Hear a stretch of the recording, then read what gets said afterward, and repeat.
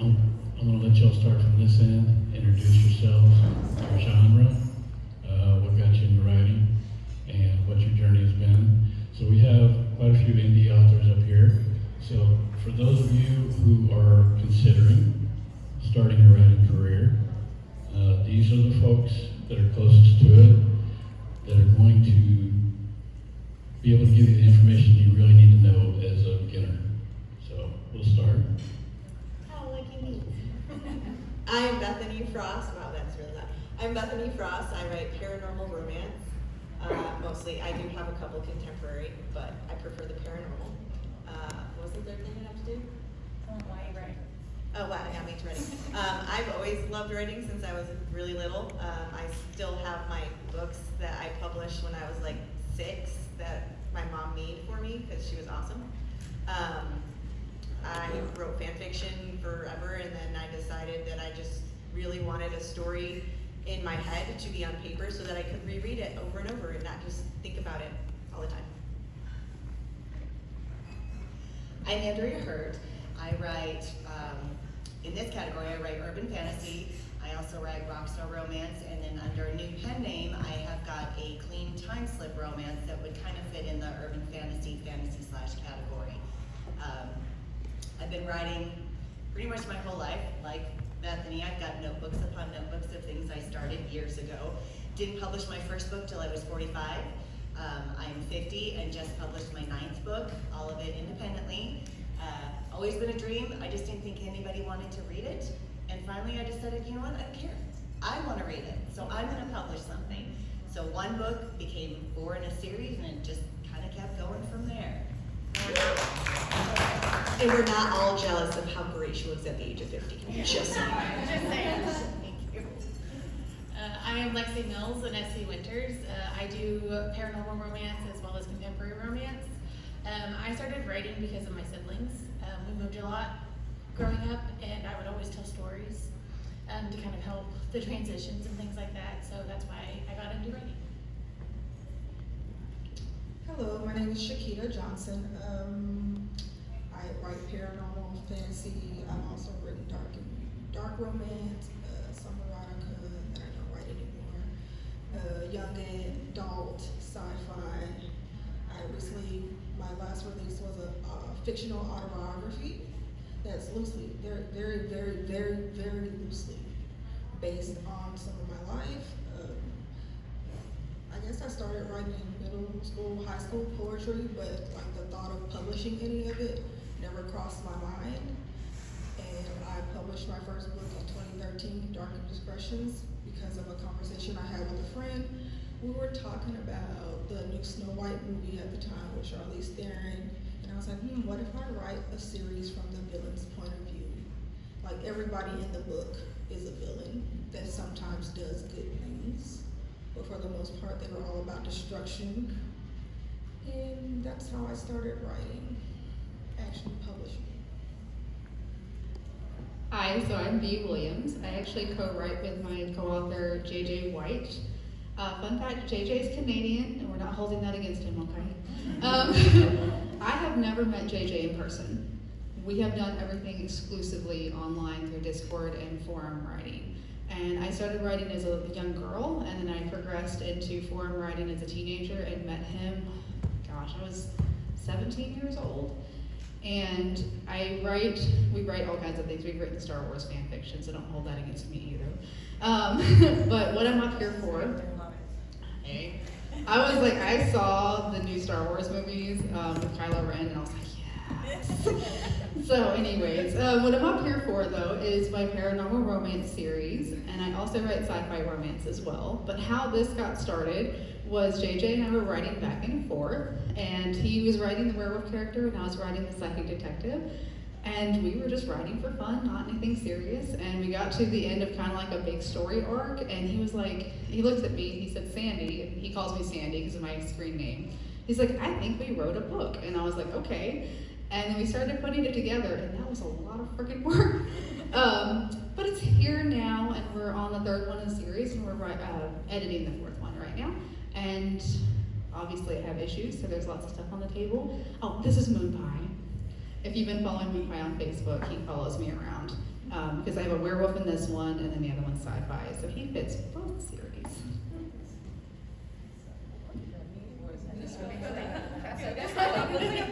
That was a bad dog. I know. Hi y'all, I'm Rachel, but I write under R.R. Bourne. I did not start out wanting to be a writer. I wanted to be a paparazzi. And I used to carry a camera around in this little 110s, and I took pictures of everything. And that's what I thought I wanted to do until I realized what the job was. So then I went to school for photography, and then I ended up in film school. So still, not a writer. I wanted to be a director. So I was doing all these other things, and I worked on court TV shows like Judge Judy, Texas Justice, things like that. So I worked on all these TV shows, and I did your commercials. So I've done a lot of that. And then when I left New York, and everyone in Texas decided to go back to California, and I didn't want to go, I said, what am I gonna do with myself? And someone gave me a box set of Twilight and for Christmas.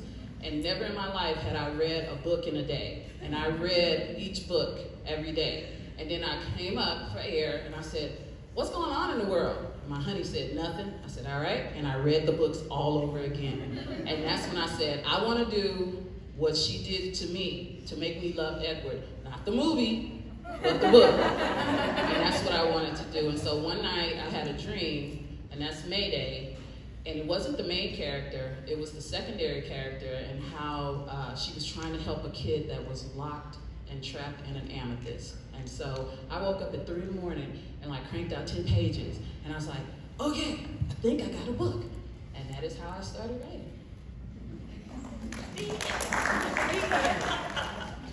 Howdy, my name is JC Murphy, and I write dark fantasy with like some romantic sub-elements. And then I just recently published my first dark romance. Well, actually, it's a mafia shifter dark romance. So yeah, that's a whole other thing. Anyways, I don't like to play by the rules, okay? I don't like to stick to one genre. But anyways, I guess I started writing in public school. In Texas, we have this UIL, which is like the school competitions, and I used to do composition writing, where basically you would go into a room, and all you had was a pencil, and they would just give you a prompt, and you would have to write over 1,000 words within an hour. And I did that for fun. So I guess that's kind of where I got started. And then I was a voracious reader, and I guess I just really got inspired by, coming up with my own stories, just like someone giving you, basically just like 2 sentences and you make a whole story of it. So it was really fun. I was that kind of kid. So yeah, I'm ready for the time. Well, I guess I'm going to be the oddball here. I didn't start writing, hi, I'm Mallory WANLESS. I write fantasy, young adult fantasy and adult romantasy. I didn't start writing until about 8 years ago. My youngest, who is in the audience here, well, they both are. My youngest was 18 months old when I started writing. I was going a little bit numb in my mind, watching Daniel Tiger and Blaze and the Monster Machines all day, every day, because at the time I had a 3-year-old and an 18-month-old, and y'all, I can only do so much. I needed a stimulus for my brain, so I started writing. And it just kind of snowballed into a whole bunch. So in the last 4 years, I've had 8 books. It's been a wild ride, but they all have magic, and recently have started to get progressively spicier, because it turns out once you open that door, the characters just kind of shove it open, and you just live with it. And you watch. You watch. You're the culture. Yes, you are. The hotel culture. There you go. Sorry, my children. Here you go. There's no other children in the room. Hi, I'm Rochelle Bradley, and I write romantasy, new adult, dragon shifters, and I also have a trilogy that I'm working on the second. It's Secrets of the Fallen, they're descendants from fallen angels. And it's gonna be a 3-parter once I get it out of my head. But how I started writing was, I'm an interior designer by schooling, and then when I had children, I became a full-time stay-at-home mom. But when my son went to kindergarten, I had a little bit of time when I had, you know, I was like, I have these dreams, and the dreams played over and over in my head, and they were how I dream, and I call them epic dreams, is perspective of other people, sometimes men, sometimes women, but they're not me, they're no one I know, and they would play over and over again like a movie. And so when my son went to kindergarten, and he's now 23, I decided to write them down, and so that's how I started writing. And I wrote 80,000 words in 6 weeks, not knowing anything about anything. And then November happened. That was in September, 'cause school. And then November happened, and somebody introduced me to National Novel Writing Month, and I wrote a second novel. And at that point, I didn't know that I liked happily ever afters. I didn't know that that was my jam. Somebody was like, "You write romance," and I was like, "No, I don't." They're like, "Yeah, you have happily ever afters," and I was like, "Yes, I do." So that's how I found out I wrote romance. Had absolutely nothing to do with the spicy characters. All right. I didn't want to, put the first panel on the spot, but I'm going to do it to you guys. Thanks. What is the most, all right, everybody sees authors kind of like movie stars if you're a reader, right? Right. But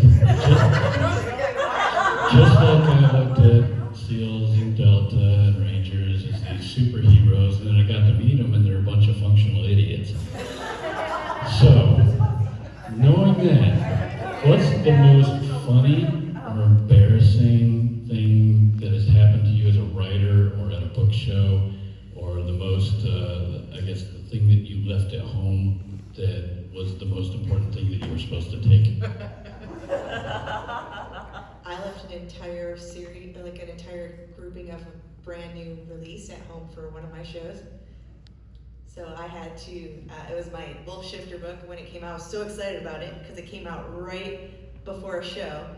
And I had 10 copies that I was able to get like 2 days before the show, which never happens because Amazon hates everybody. Yes. And I had all of my stuff packed, which tomorrow, when y'all come over, you'll see I have a very nice, lovely system that I actually stole off of AJ and Lanessa. And I get to the show and I'm unpacking the book and I have my little photo holder thing that talked about it from the show before. Because I was like, I didn't have it for that show because it was at the printer, but for this show, I was like, I got it this time. No, I didn't. Totally did not pack those books. So I had to set it out and again and be like, okay, so if you order it now, it is in. I will pay your shipping if you want to get it. So yeah, make sure when you're packing your stuff for an author event, as the author, books are important. Okay, so you said also something embarrassing that's happened. Oh, absolutely. Okay, so here's a funny one. So I travel a lot. I sell my books at a lot of Comic-Cons and events like that. So I don't do a lot of online stuff. And I was driving from Nebraska down to, I think I was heading to Nashville. I can't remember. I was heading somewhere south. And it's 4 o'clock in the morning. At this point, I have no contacts in. I'm still driving, but I've got my glasses on. My hair's in a messy bun. I'm in pajama pants, and I stop at this gas station in the middle of nowhere. I don't even know what state I'm in. I go in to go get another Red Bull, go up to the counter, and the girl just gets the biggest smile on her face, and she goes, "Oh my God, I know you." And I'm like, no, you don't know me. I don't live around here. She goes, "No, you're Andrea. I know you, but you usually wear dresses." How do you know me? She's like, "Oh, I picked up a book at such and such show." I was like, "Okay, can I buy my Red Bull now?" First thing I did is text all my girlfriends who were asleep. I'm like, "I know you guys are sleeping, but oh my God, I've had too many rumors. You never believe what just happened. I just messed up. They told me I wasn't allowed to drive and drink Red Bulls anymore. I agree with that. One of the shows, I actually went as an assistant to the show. In Houston, where I used to live, they did a show over at kind of where NASA is. And a girl that I was assisting for, she left not only some of her books, but she had dyed my hair the day before. I put like bright red streaks, almost as bright as your dress, in my hair. And she had red all over her hands, so every time she went to sign a book, the red streaks were in all the books. It takes a lot of work. It does. Yeah, but it was hilarious because she was like, oh, but it was great because her books were about, you know, murder and all this other stuff because that was her genre. And so she's like, oh, look, you just get a cool little blood streak as I sign my name. So, but it was the greatest thing of all time just to see her like write her name as this red dye, hair dye comes right across all of everything's books. Totally planned. Oh, I don't know if this counts, but this is the only thing I can think of. I did a signing in Vegas, I'm gonna say 2015-ish, 2016. And I already had the ticket, I already had my room. And at the last minute, I had the bright idea, well, I wanna go a day early. So instead of changing the actual ticket, I bought a one-way ticket to Vegas. I get to Vegas, it's the day before I'm supposed to leave, and I get an email, your flight has been canceled. And I was like, but I have a flight. So I'm calling, and they was like, yeah, you didn't board the other flight, so we canceled it per policy. And I was like, so I was on the phone for them for like 2 hours trying to negotiate a return flight, and they wanted me to pay more, and I was like, I've already paid, so can't you just figure something out? It literally took 2 hours. And I was like, I think I'm gonna be stuck in Vegas.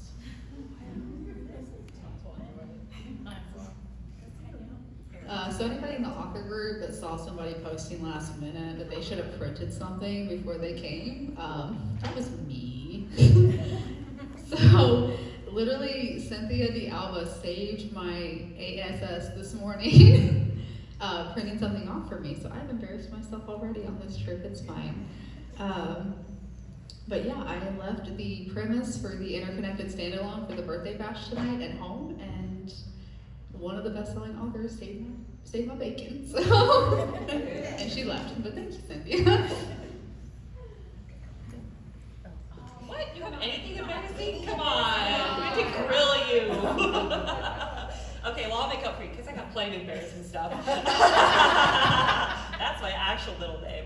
I guess it was kind of a cute encounter, not so much embarrassing, but I was shipping a book, my debut book, to someone who had ordered off my website, and I was just talking with the postmaster casually, like, so what's in your package? He's like, the book.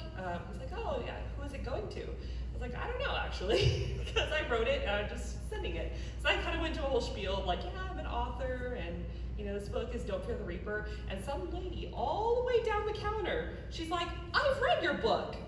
And I'm like, how? As if it's not already like on the website, public domain. She's like, yeah, I've seen your, like, other people talk about your book. I live in College Station, Texas, which is like, it's like, I mean, besides the university, there's nothing.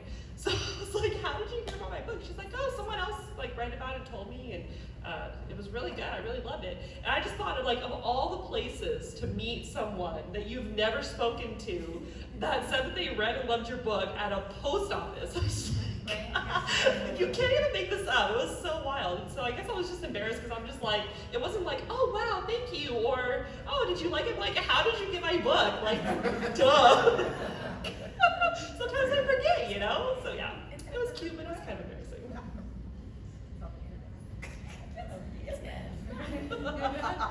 So for me, mine happened during COVID because I had it. I had the COVID, and that is not the time to send out ARCs or edit anything. I sent out the ARCs for my debut novel while I had a fever. I think it was like a 102, 101, somewhere in that area. So, not like hospital bad, but definitely not when you should be doing anything important. And then about a week later, I got emails from my ARC readers saying, hey, so we have 3 chapter 12s and no chapter 12 or 14. What's going on? Where's chapter 12? Where's chapter 14? Oh, yeah. Let me just get you a new version of the book. That was a mistake. I'm so sorry. I should not do important things when I have a very bad virus. I'm so sorry about that. So that was super fun. Don't do important things when you have a virus. Okay, when you have a fever, stay in bed. Don't do it when you got the Rona, okay? It's not worth it. It's not worth it. Deadlines can be pushed. It's fine. I killed off somebody once when I was sick. Oh no. Was it worth it? No, I went back and fixed it. That's good inspo. So I live in Ohio, and I go to several events in the state, and you get to meet authors when you go to different events, to similar ones. And so this is it's a kind of an inside joke from a Cleveland author friend who, we see each other, so we've become friends, and she didn't know what an upside down pineapple was. So if you don't know, look it up, because I don't want to explain it to children in the room. Would you like me to explain it for you? No, there's children in the There's children in the room. I can explain it in a child No, that's appropriate manner. But she loves like tropical themes. So there's like on her table there's always some kind of coconut tree or flamingos or whatever. She always has a pineapple. So we would always, it doesn't matter who, but we would always sneak it over, go out and turn it upside down, or so as a joke for her. So this is really not embarrassing per se. It's just funny. I made a notebook with a pineapple upside down on the cover, and it says "Sharing is caring." I put it up for sale. It's on Amazon, and that is one of my best sellers. So that's just funny. Oh, okay. Does anybody not know what that means? My children are It's a swinger. It's a swinger thing. So on the other Little ears. Little ears. the after hours panel. You're gonna get some stuff in okay? All right. Audience, who has questions for our panel?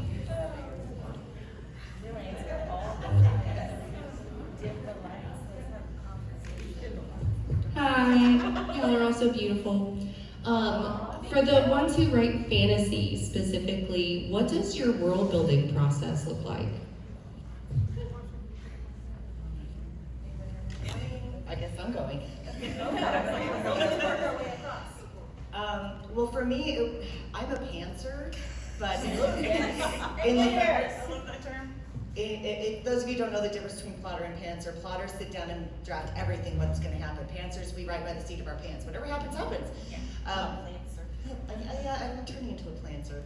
But when you're world building, you really have to build your world before you know your story, because otherwise, what's your story if you don't know what the world is they're living in?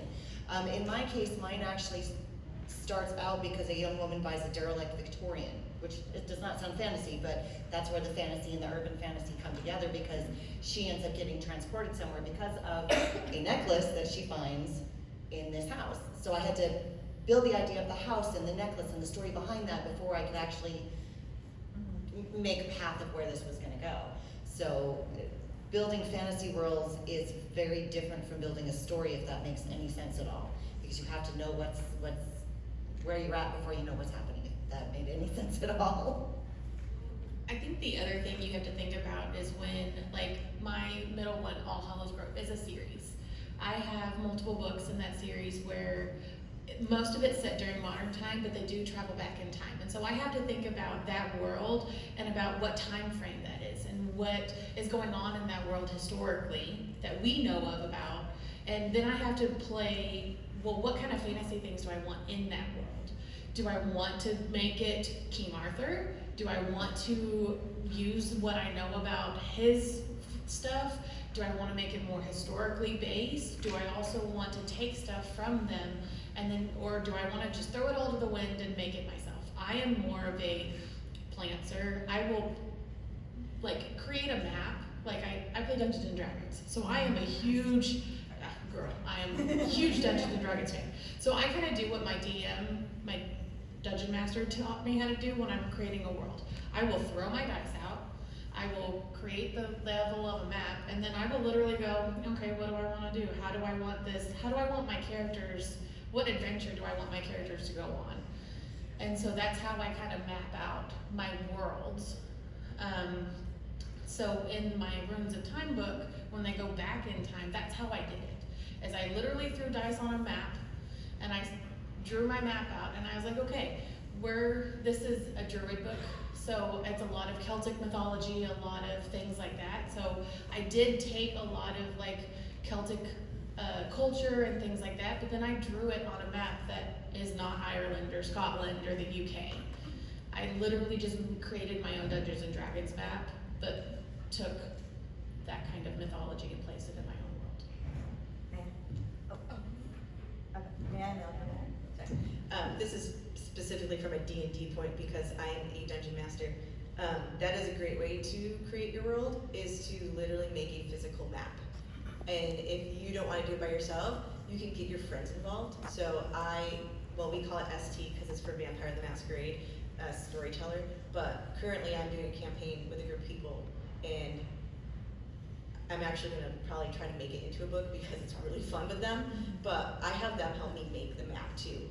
So if you're like, man, I really want to do this fantasy world, but I don't know all I want, grab a friend and be like, hey, I need my characters to go to a wood somewhere. I started this map right here. Where do you think woods should go? And have them just like point to a place and then draw it. Like have the physical map. It's really fun. 2, you'll then have something to put in your book later. And 3, friends. It's always good to have friends that help you. A lot of my friends helped me with my books. This whole book was written with friends, assistants, like what they wanted me to put in for them. So that's just from a D&D standpoint. So for my fantasies, I'm currently writing a medieval fantasy, and I don't sleep a lot. So in the middle of the night when I can't sleep, I'll be on my notes app, just word vomiting everything. And everything's just in my head for the most part. I don't do a lot of building of the world on paper. I build the world in my head because I can see it like a repeated movie. When I need to know information, I just go from the beginning of the movie to the part that I need to see. And it does come to bite me in the tail later because I can't remember what color eye is, what color hair did I say, what did I say this was gonna be, but for the most part, my world is in my head, and I watch a lot of anime, and I watch a lot of isekai, which is the other world.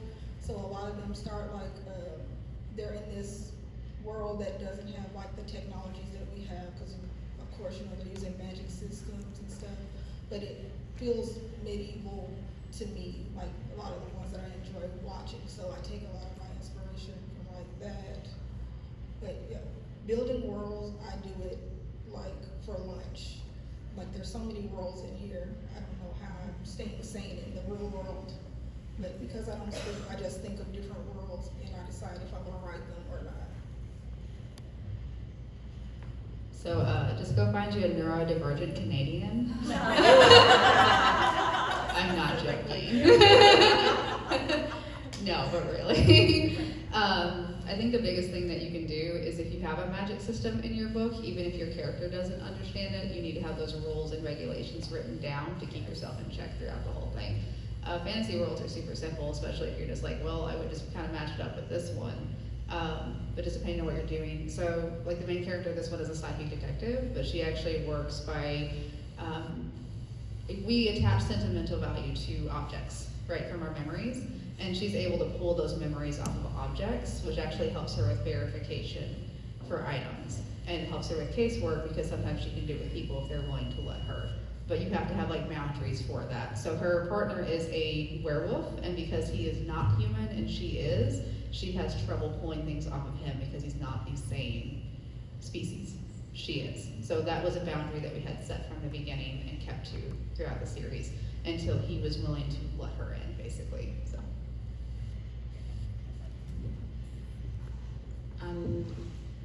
I think with my stories, I write contemporary fantasy. I may pick a real place, but then I'll put all the things I want, like in Houston. So I may say I'm in the Montrose area, but the street I pick may not necessarily be there, or the type of buildings I've put there. So I think as we're building, I think people can look at the map and go, oh, so this is Ireland, but not quite. It's a little different when I do things. So I guess the world building is not as extensive because I'm doing contemporary when people are doing like high fantasy and stuff.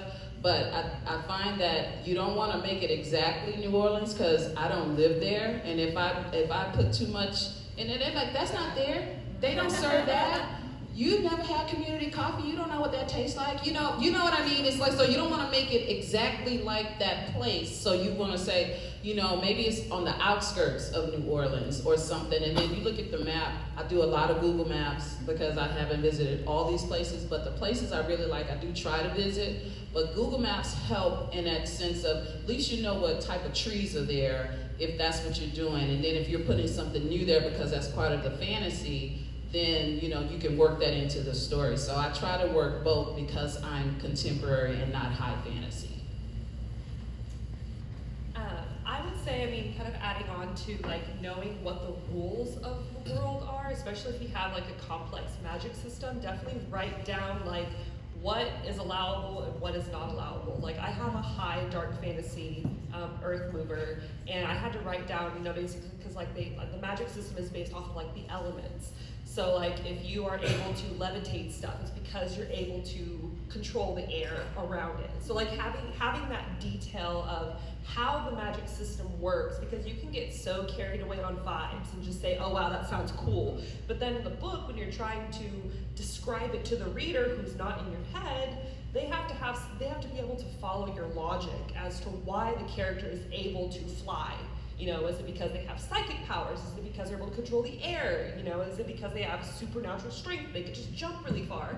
So having those rules set ahead of time and writing them down is very good so you don't get carried away.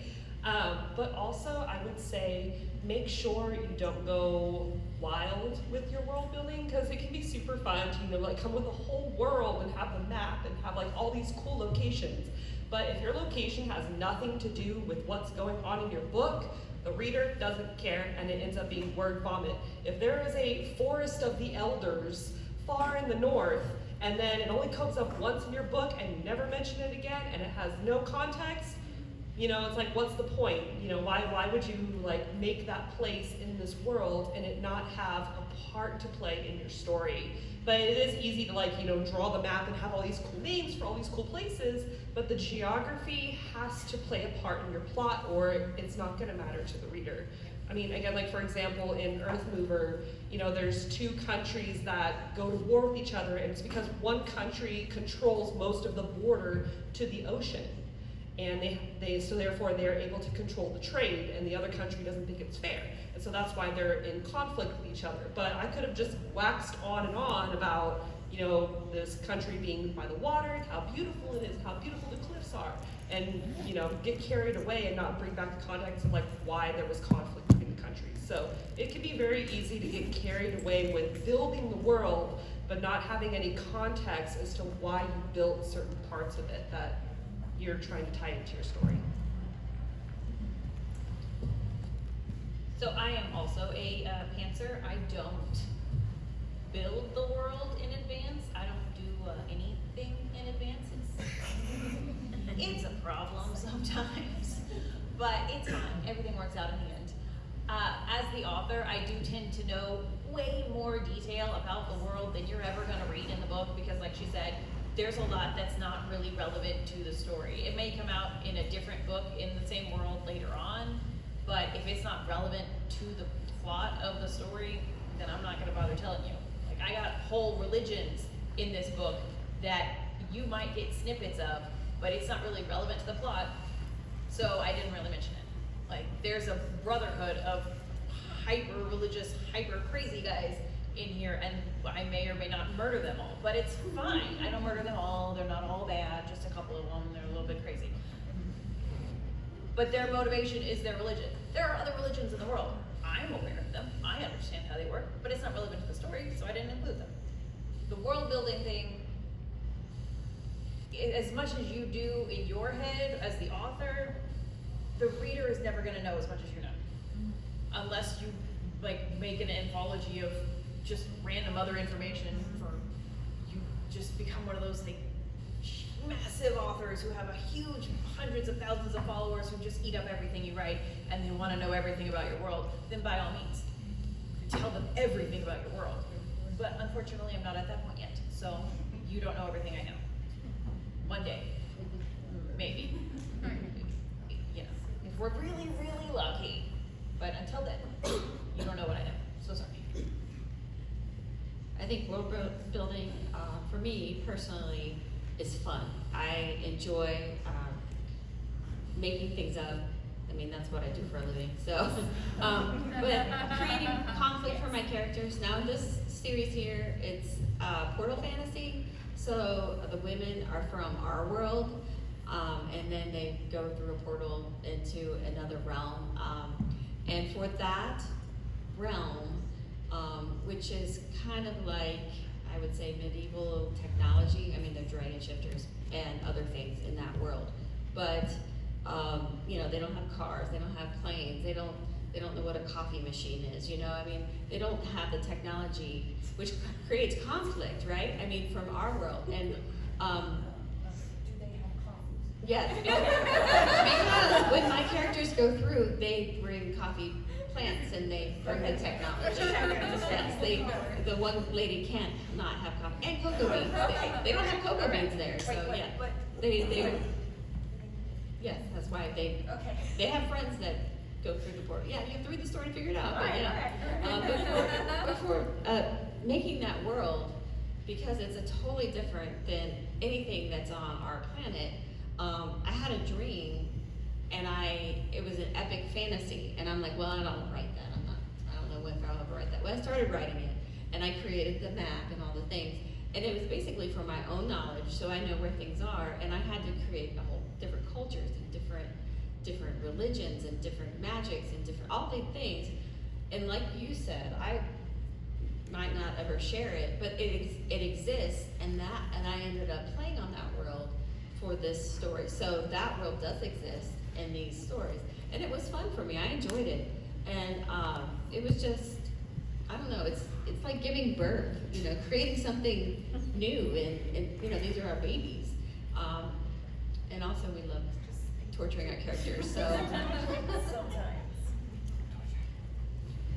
All right, next question. Oh, can I say something though? I don't need it. She said there was no coffee machine, and y'all didn't hear me up here, but I said I got woozy. I was like, wait, we gotta fix that. I got woozy up here. She said there was no coffee. So I'm trying to tell you again. Go ahead. It's conflict, it's conflict. There's definitely conflict. I was up here shopping for books too. I got hers on my list, hers are on my list. Y'all gonna come buy my books tomorrow so that I can buy their books. Feed my obsession. That's how it works. It's my reward. Does anyone have a question? Also, that's just why we do book swaps at the end. Yeah. Or that, and that works for me too. Who inspired you? A neurodivergent Canadian. She's obsessed with this Canadian. We need to get her there. You need to meet this person. It's gonna end up being like. A GoFundMe. I know Yeah, like- I've heard it down here. I just have never actually physically met him in person. Okay, so This is 2026. I can make up pictures too. Person down here, yeah. Who inspired me? I had a lot of people inspire me. When I was in high school, I got to meet Lori Halse Anderson, who writes young adult stories that are fiction-esque, non-fictions. She's a fabulous woman, and she's the one who got me into being like, you know what, any story I write, whether it's other people think it's good or bad, as long as I think it's good, that's all that matters. As far as the paranormal romance aspect of who inspired me for that, Sherilyn Kenyon, Alyssa Day, and Larissa Ione are the top 3 paranormal romance authors that I just absolutely adore. As far as like, they're fabulous people. Their writing is so great. It really grabs you and makes you want to like keep turning that page. I wish to be as good as them one day, but when I get down into a place where I'm like, man, my stuff's just not good, I go back and be like, I bet you at one point they said the same thing, and look at them now. So those are my top 3 paranormals, and then my one just got me going. Well, not to jump on your bandwagon, but Shirley Kenyon is also one of the reasons why I like to write. But the reason I published my first book actually had nothing to do with a writer. I don't know if anybody here has ever heard of the show Supernatural. I travel with the cast of that show every month for the last 10 years doing fan events.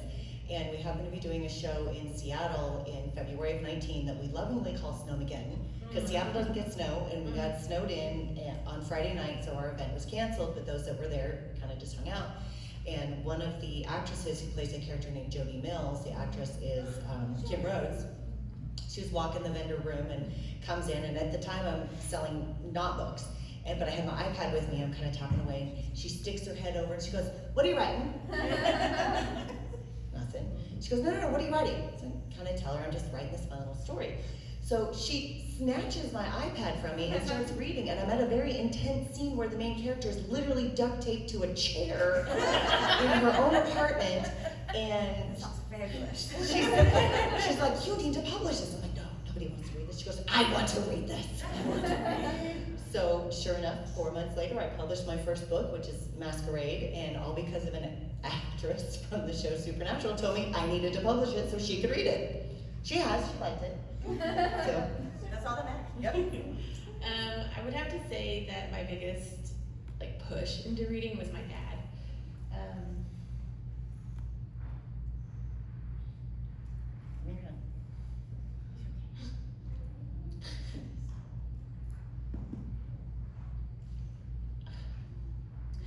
He's always loved my writing and my stories. And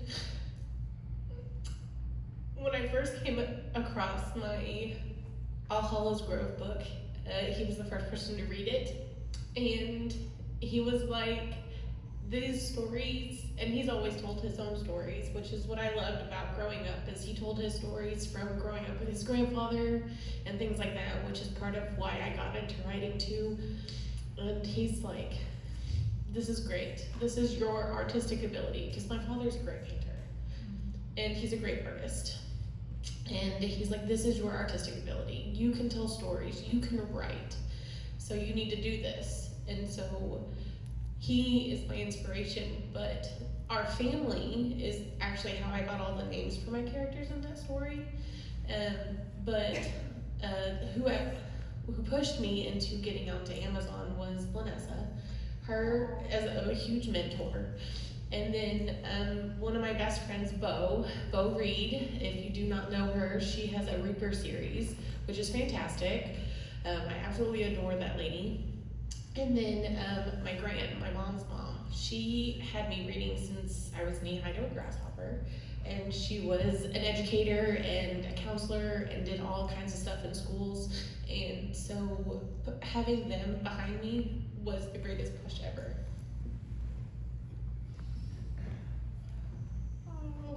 Let's see, why did I start writing? Like I said earlier, I had a friend named James Gavin. We just call him Gavin. I met him when we were both stationed in Germany together. We were active duty Air Force, and he was dating a friend of mine at the time. And as soon as we met, it was instant. This is my person, on a friendship level. And like I said, we were having that conversation, and so I wrote that series, Dark Indiscretions, for him, and I named my main villain, James, after him. And like I said, before that, I had no intention of publishing anything. I wrote a little poetry. I'm a very avid reader. I was reading hundreds of books a year. Sometimes I was reading 3-4 books a day. When Amazon had that little give the people money back for ebooks, I had hundreds of dollars because I discovered Sherry Lanning, Cresley Cole, and Patricia and Alona Andrews when I was in Honduras, and that was my first big into, there's ebooks now, because I was a very hardback book snob. So I was like, well, I can't get hardback books out here, so I was just one-clicking everything, whole series, and read them in that 6 months that I was there. So I was a very, very big reader, but publishing was the furthest thing from my mind. until apparently a light bulb went off one day and I was like, I could probably do this. Do I need to say it again? He's Canadian. His little mouth, his jaw just unhinges and he talks like this. Sorry, that was a South Park joke.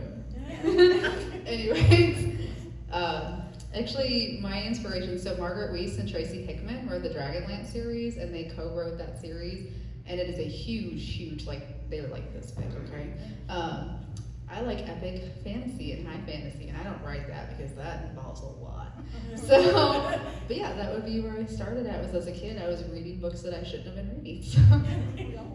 I think we all did. That's how we got so weird. So after that Twilight, box set that I read twice in 2 weeks, I went to the local Barnes and Nobles and I said, do you have books like this? And they suggested Black Dagger Brotherhood. Yeah. Right in. Yeah, so it was that, and then it was the Anita Blake series. So I bought one book each, and then 2 days later, right about 9:45 before I called them and I said, keep the store open. I'm coming back to buy more books. And I started reading those, and that's when I really was like, I really want to write, because I didn't know these books existed, because I kept trying to read what they tell you should read, and I didn't know that the paranormal world existed. And once I found it, I just didn't leave. So there you go. Quick question, am I the only one who no longer reads mainstream books? I only read indie authors. I just think it's so funny you went from like a 4 or 5 book series to like Black Dagger's like 20 books. You just like really went hard. It's gonna take you a while. No, it's not. It's a girl. She would have 2 books a day. I have a few different people for different inspirations in my writing journey. My debut book, I actually started writing in like high school, beginning of college, and then it changed when my grandfather passed away. It became more of a book to help deal with my grief, and that's like where my pen name Murphy comes from. It's in honor of him. But I would say, like, when I first started writing seriously, I was really inspired by Christopher Paolini. Terry Goodkind, Sort of Truth series. Oh my God, it's so good. And Veronica Roth, particularly the Divergent series. Oh my gosh, like it was and it was so wild to me because like I feel like she really broke the expectations for romance and dystopian genres. And I know so many people put her over the fire for those, but like really, they were like very inspirational to me. And I will also add Vanessa in for inspiration for me because I met her at like one of my first book conventions in Waco, Texas, the Great Gathering, which Lexi was also part of the mastermind behind it. And she said something, because she did a little Q&A, and she said something that really stuck with me. And she said, like, if you want to make it in publishing and make it as an author, it's not about how many books you get out, it's about playing the long game and sticking with it, because it's not an overnight success, and it's something that you just keep at and keep at and keep at, and it could just be one book that ends up being the big hit, and people go to your backlist. So I just want to say thank you, Leslie, because you've really been inspirational for my baby author journey. So I appreciate it. Okay, so for my inspiration for writing,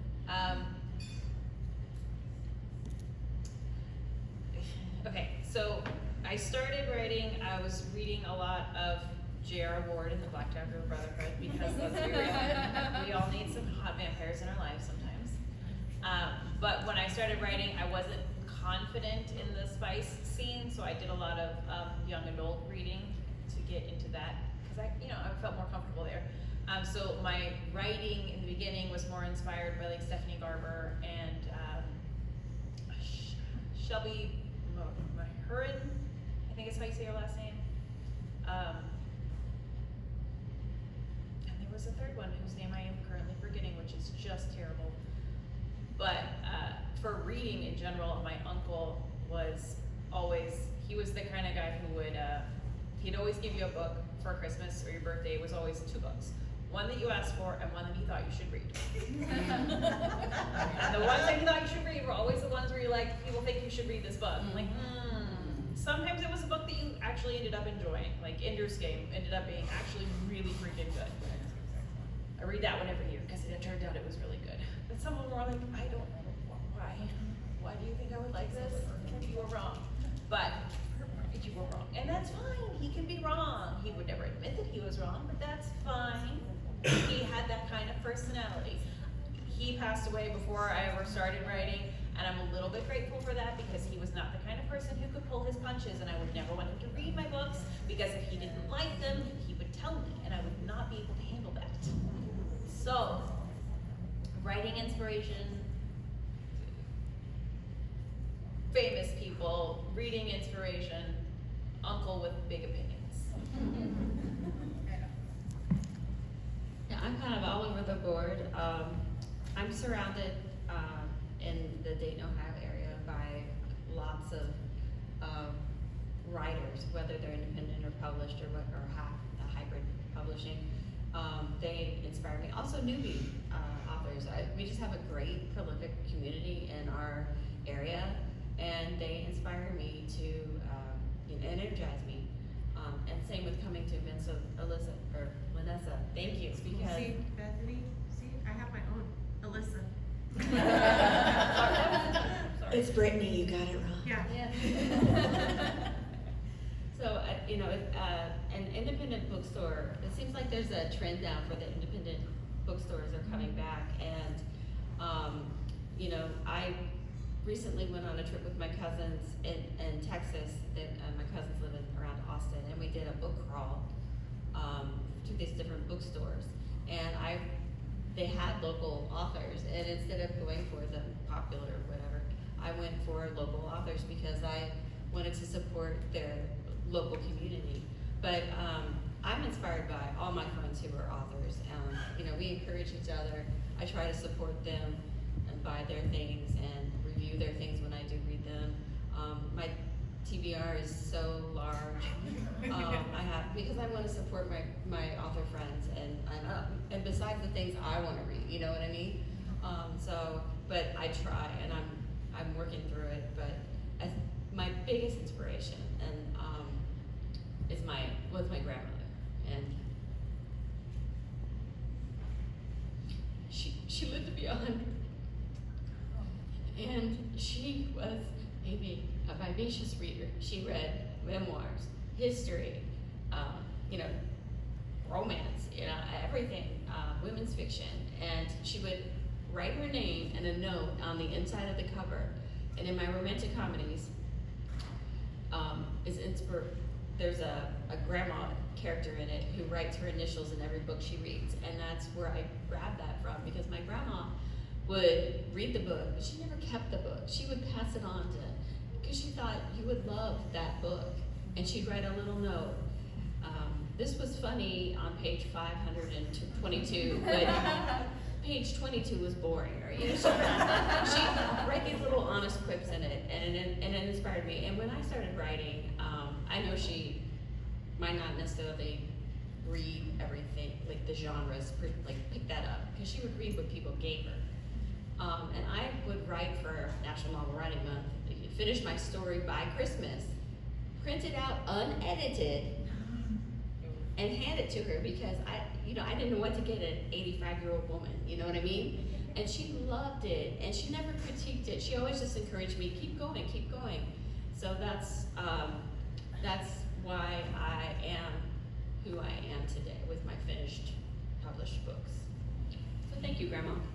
There's 100 people in this room, myself included now, that are going to initial our books as we finish reading them. Do it. So for those who don't know, Rochelle and CJ also have a podcast, or a vodcast on Instagram, where they interview authors. And You're breaking up. yeah, they have this jar that they pull reader questions from, random questions that readers send in. And so I wish I had that jar right now, because it can be very entertaining. Oh yeah, you know what I'm talking about. Oh, it can get very interesting.